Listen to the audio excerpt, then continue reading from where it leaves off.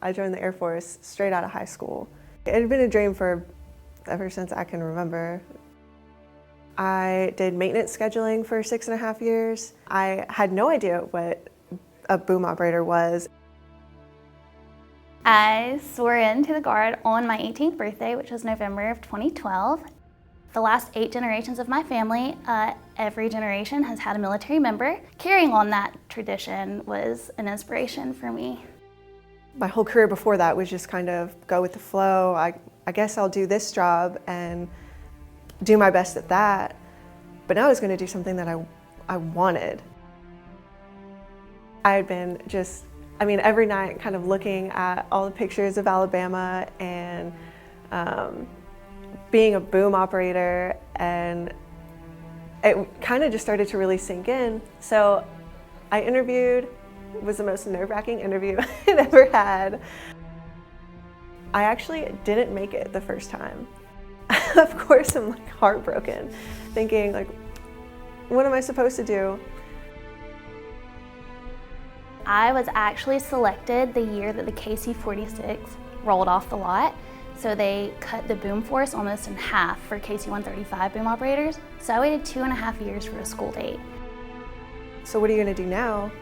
And I was gonna go again. I said, hey, is there anything that I can do better on this next interview, or anything that I can kind of learn before I come back to your board, because I'm coming back.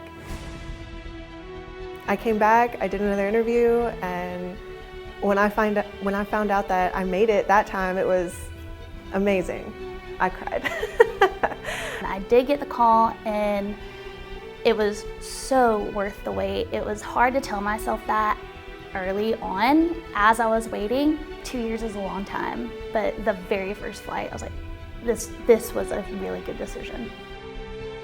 Putting fuel in these aircraft, you're in the air, you're watching it happen, you get that first contact, and it feels awesome just knowing that you're helping. And then you kind of have that relationship with the receiver pilots and with your pilots, and it just kind of all comes together then.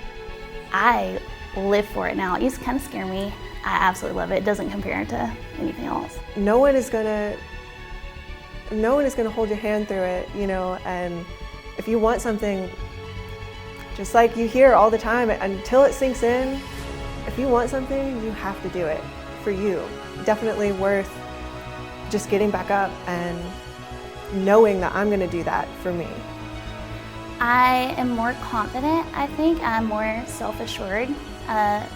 When there's one boom operator on the crew most of the time, so you have to know that you're right. You can't say, oh, I don't know, because it's happening in real time. You are off the ground, there's no one you can call. You have to know that you were right. And having that knowledge and having the ability to learn and be better has really given me a different kind of confidence.